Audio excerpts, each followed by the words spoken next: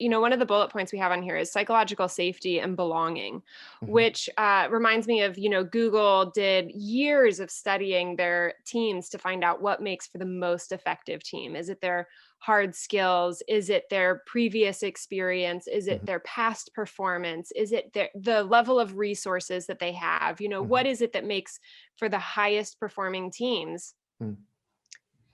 And while all of those things matter and are important that I just said, none of them were the common denominator. The common denominator was psychological safety. And what that means is it is acceptable for me to say, you know what, Paul, I know we're under a lot of pressure. I know that you've done a lot of research on this, but I actually disagree with your Mm. perspective right now. Mhm. And I think there's a different solution.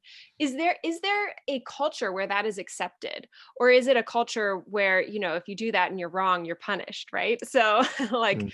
establishing the relationships and the mutual respect for differences that we have and actually seeing those as good and helpful things, Mhm. which I think is core to actually being able to experience what your vaccination team experienced, because it wasn't just that they kind of all got to understand a couple of new things about each other. It shifted the whole culture, which Right. then makes it not just safer to do those things, but those things result in stronger new solutions, in Mhm. higher innovation, more Mhm. creative ideas, Yeah. um, you know, a higher collaboration, all of the things that board level decisions are trying to figure out. How do we instill this layers deep into our Yeah. company?